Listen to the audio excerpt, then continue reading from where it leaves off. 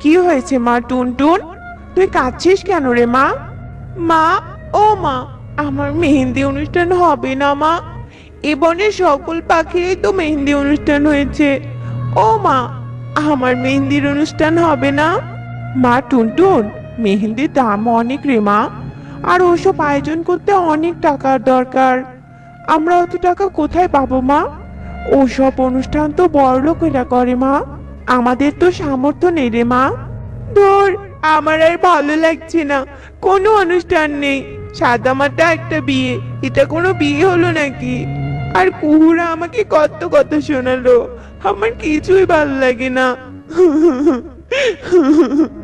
বিয়ে বাড়ি মনেই হচ্ছে না।